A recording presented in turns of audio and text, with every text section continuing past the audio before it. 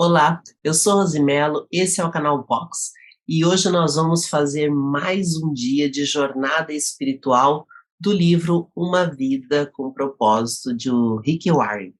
Estamos aí em mais um dia e eu vou fazer a leitura hoje do dia 3. Se você é novo aqui no canal, se inscreva, ative o sininho e também compartilhe esse conteúdo para que nós possamos abençoar mais pessoas. Eu vou disponibilizar também este conteúdo no Despertar Podcast para que vocês também possam ter acesso a esses 40 dias da jornada espiritual do Rick Warren. Bom, durante a leitura, eu vou deixar disponível o livro aqui na tela, e eu vou ler em alguns momentos aqui no livro impresso, então pode ser que uma palavra ou outra dê diferença, mas você vai acompanhando aqui na tela. Então vamos lá. Dia 3. O que dirige sua vida? Bom, a cada dia ele deixa o QR Code aqui na tela, tem no livro também, então você pode clicar no QR Code e ter acesso ao vídeo do autor. O que dirige sua vida? Percebi o que faz os homens correrem atrás do sucesso, é a inveja. Eclesiastes 4:4. O homem sem propósitos é como um barco sem leme, um vira-lata, um nada, um ninguém. Thomas Carlyle. A vida de todo o indivíduo é dirigida por algo. A maioria dos dicionários define o verbo dirigir como guiar, controlar, direcionar. Se você está dirigindo um carro, batendo um prego ou chutando uma bola, estará naquele momento guiando, controlando e direcionando. Que força motriz dirige sua vida?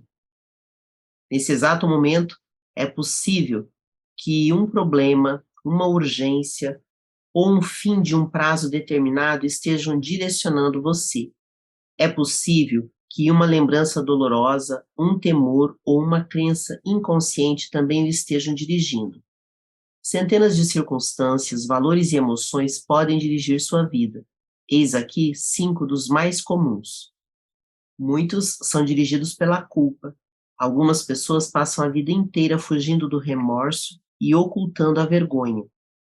Dirigidas pela culpa, são manipuladas pelas lembranças. Permitem que o passado controle o futuro e frequentemente punem a si mesmas, sabotando o próprio sucesso.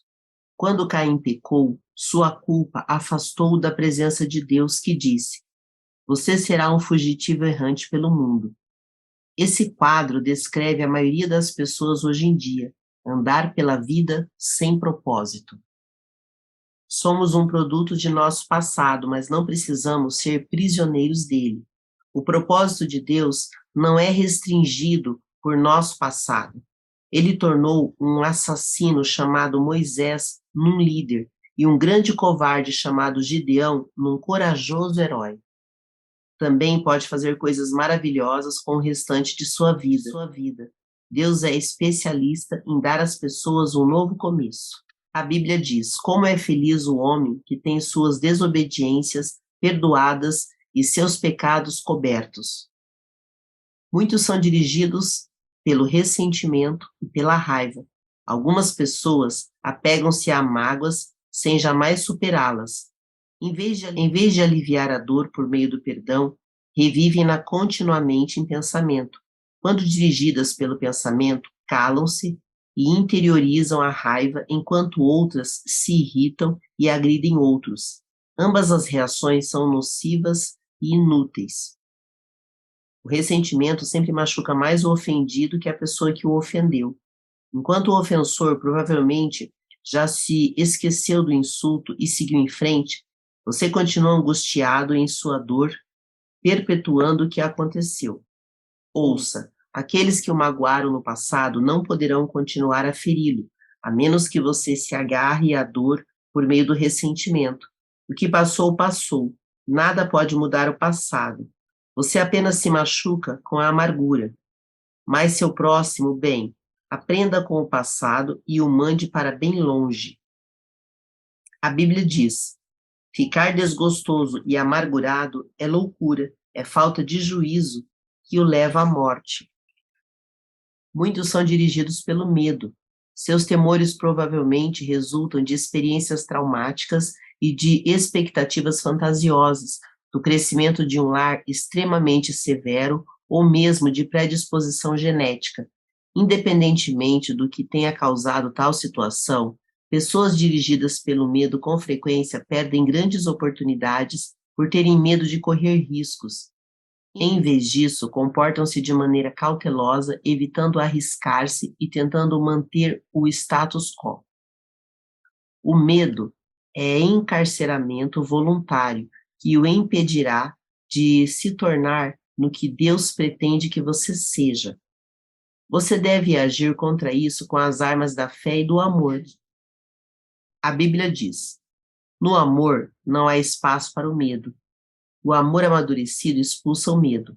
Considerando que o medo causa uma vida vacilante e cheia de temores, medo da morte, medo do julgamento, podemos dizer que quem tem medo não está completamente aperfeiçoado no amor. Muitos são dirigidos pelo materialismo. O desejo de adquirir é o único objetivo na vida de algumas pessoas. O impulso de sempre querer mais se baseia na concepção equivocada de que possuir mais me tornará mais feliz, mais importante e mais protegido. Contudo, são expectativas falsas. Os bens materiais trazem felicidade apenas temporária. A situação de constante tranquilidade acaba gerando tédio e então passamos a desejar novidades, coisas maiores e melhores. Também é um mito a concepção de que quanto mais bens adquirir, mais importante serei. Autoestima e riquezas materiais não são sinônimos. Nosso valor não é determinado por nossas posses, e Deus deixa claro que as coisas mais valiosas da vida não são os bens materiais. O mito mais comum a respeito do dinheiro é o de que quanto mais dinheiro se tem, mais protegido se está. Isso não é verdade.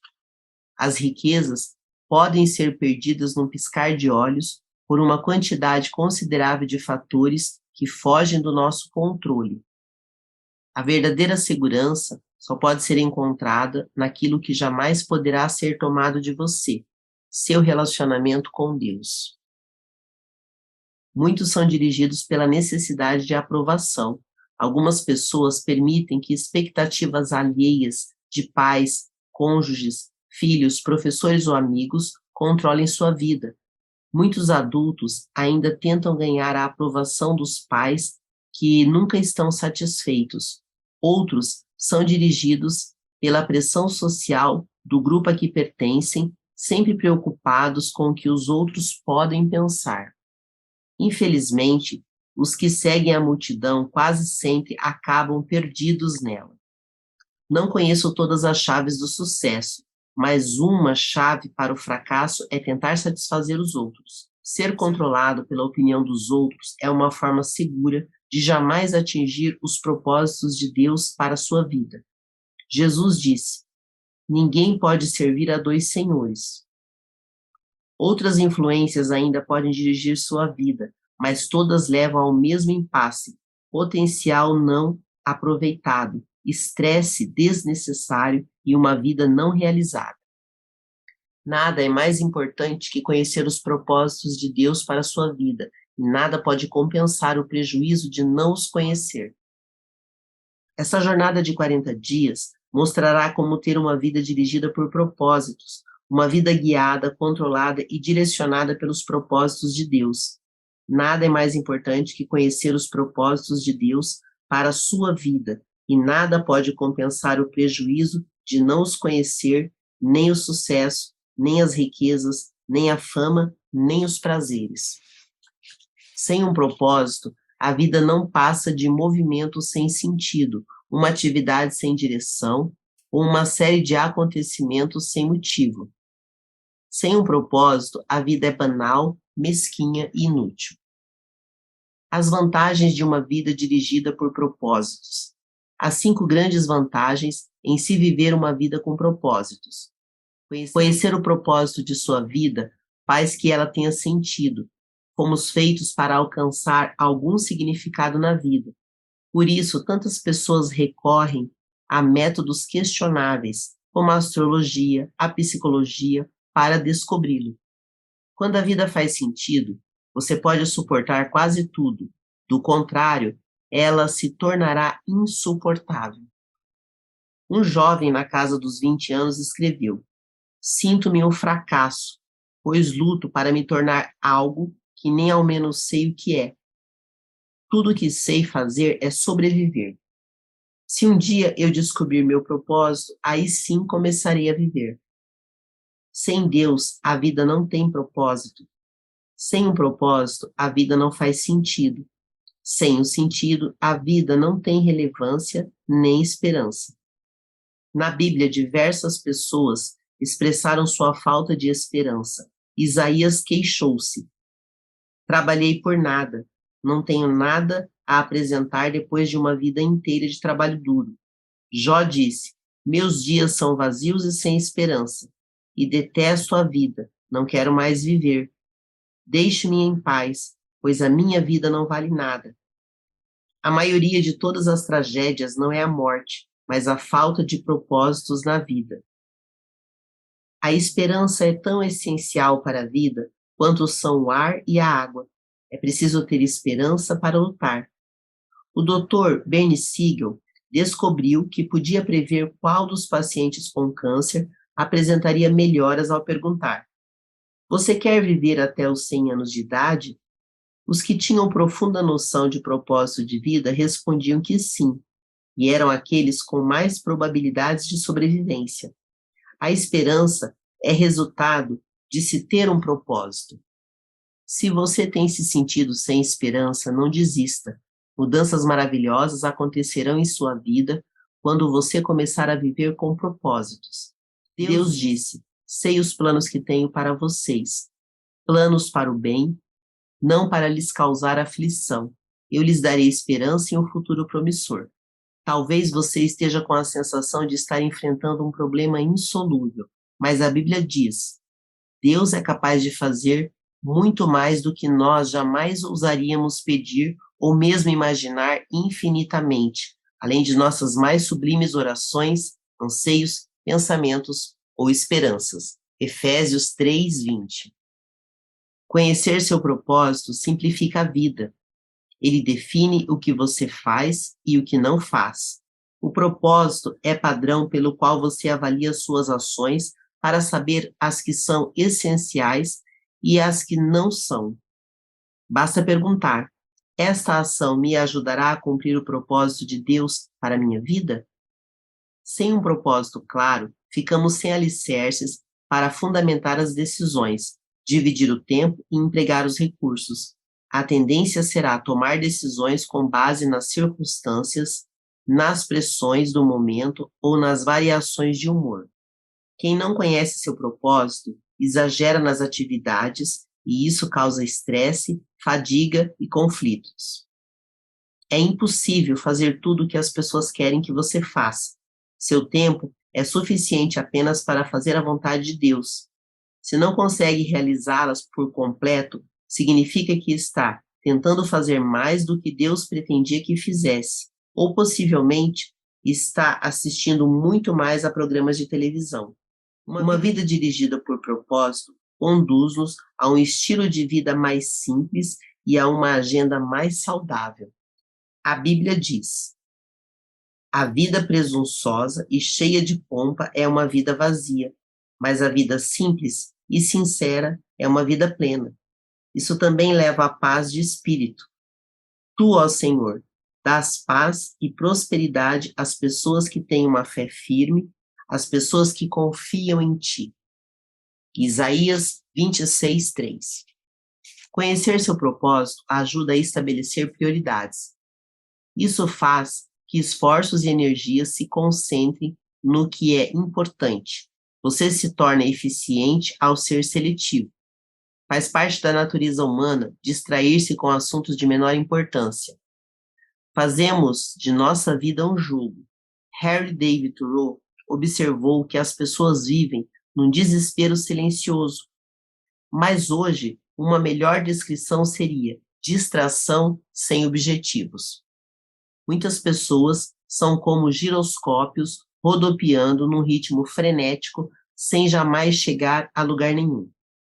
Sem um propósito definido, você ficará mudando de rumo, de emprego, de relacionamentos e de igreja na esperança que cada mudança seja definitiva ou preencha o vazio em seu coração. Você pensa, talvez seja diferente desta vez, mas isso não resolve o verdadeiro problema, que é a falta de foco e de propósito. A Bíblia diz: não se descuidem, tentem entender o que o Senhor quer de vocês. A capacidade de concentração pode ser verificada na luz. A luz difusa tem impacto e energia reduzidos, mas você pode concentrar o foco. Com uma lente de aumento, os raios do sol podem ser concentrados a ponto de atear fogo à grama ou a um pedaço de papel. Quando a convergência da luz é maior, como o raio laser, ela pode até cortar o aço.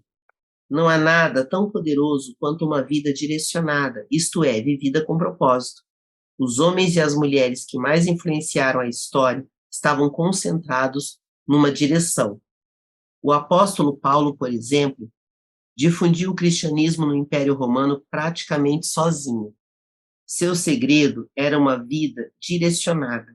Ele disse: estou concentrando minhas energias unicamente nisso, esquecer o que já passou e avançar para o que está à minha frente. Se você quer que sua vida cause impacto, dê-lhe uma direção. Pare de andar em círculos. Pare de tentar fazer de tudo. Faça menos. Elimine até mesmo as boas atividades, concentrando-se apenas no que for mais importante. Jamais confunda atividade com produtividade. Você pode estar ocupado sem ter propósito, mas para quê? Paulo disse: assim, os interessados em tudo que Deus tem para nós devem se manter focados no alvo. Filipenses 3,15. Conhecer seu propósito traz motivação. O propósito sempre produz entusiasmo. Nada mais estimulante que um propósito claro. No entanto, a paixão se esvai quando falta propósito. Até mesmo levantar-se da cama se torna um fardo. Normalmente, é o trabalho sem sentido que nos esgota, consome nossa força e nos rouba o prazer, não o excesso de trabalho. George Bernard Shaw escreveu: esta é a verdadeira alegria da vida, ser usado para um propósito reconhecido por você mesmo como grandioso.